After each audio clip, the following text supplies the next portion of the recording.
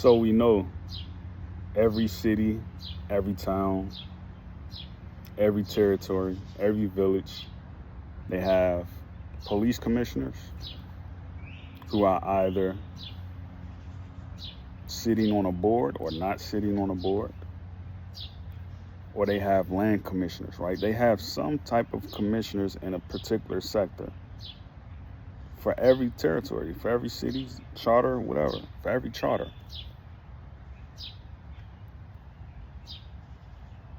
If you see that every summer, right, something wild grows out a yard, and then come winter, it dies off. If they were to tear down all these houses, right, and they just let science do what it does, right, they warm the earth up, they warm it up. You know, winter doesn't come. It's summer year round. It's spring year round. You're going to see these plants grow into trees, and you didn't even plant them. They're just going to grow. You're going to see the sky become open. You're going to see different galaxies in the sky after that, right? This is why the Baka people want to live in a rainforest. They don't want a life where it's like Americans, right? You know, they don't want it, you know. So, and you know, this is in their oral history, right? In their language, you know, because they've seen this before. They've seen something come out the sky. This is where you have the Hopi prophecy, right? Something coming out the sky splitting open, the great flood, Noah leading the animals to passage. If you see someone who looks like an elephant, shouldn't they be in the elephant environment, right? Where there's swamps, where there's trees. If you see someone who looks like a leopard, right? Shouldn't they be in a terrain where there's sand and water? If you see someone who looks like a bird, right? Shouldn't they be around a lot of trees? You take myself, right? Someone who looks like a horse or a primate. You would think I should be around green pasture. So next time you listen to, you know, your mayor, you know, your representative, your senator, and they're giving you blanket statements, right? They're giving you stuff you can just brush over and just read in seconds, right?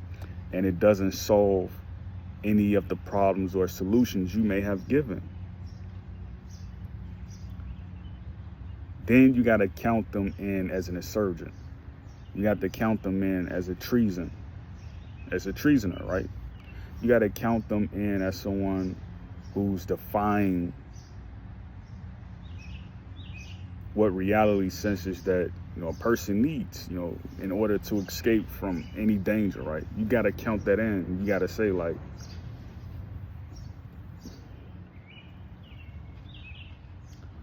what are lobbyists really telling them? What are they really telling them? Because if you are on YouTube, right, you have an account, which means you can either send money or have money, right? You can do that, right? So essentially, you're a lobbyist. But the lobbyists, right, these are the people who they typically listen to, right? If a president of a large corporation, right, he offers, say, I'll put you in my trade, right? Because this is what a lot of politicians do who don't live in some of these cities, like who are not from the inner cities or the ghettos. They're from white suburbs and stuff like that, right? They'll say, wow, I'm a senator now. Wow, I'm a representative. Here comes the president. He's offering me money to legislate this or pass this or do this. He's saying, I'm going to be president of this, you know, this Home Depot for the next 20 years, right? I'll give you everything that you need that's in my inventory at every chain if you pass this, you pass this, and you pass this. And you do this for our corporation, right? Corporate greed, right?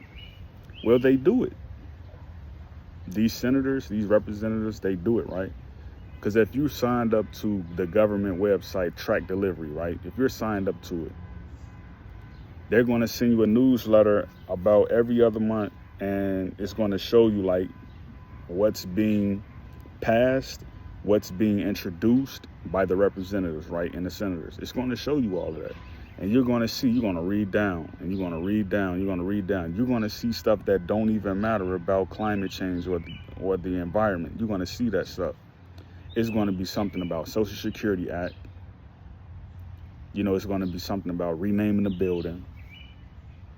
So essentially, they're doing stuff for families, who have a lot of money. They're doing things for corporate officers. They're not doing anything for the people who fit into the environment, right?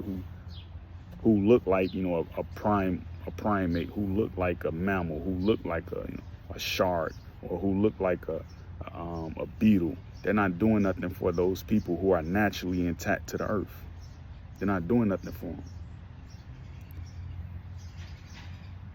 It's up to us to say enough is enough, right? It's up to us.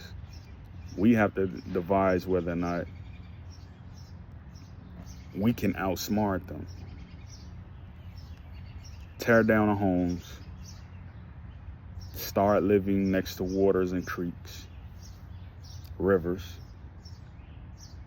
Start learning how to canoe. Start learning how to have self-respect, so you don't have to worry about civil wars. Because if there's no civil wars among the people, they can't pass wartime budgets. If you take care of your health, there's no need for them to pass Social Security Acts. You see? If you don't eat at McDonald's or Burger King, right, there's no need to have hospitals. So the power lies with the people of the land who are naturally intact to the earth. It's not with people who are wearing these suits and they're sitting in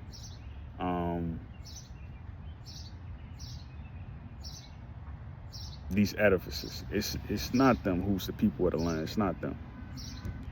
It's the people who blend in with the environment, who blend in with the sun, and who take care of the earth.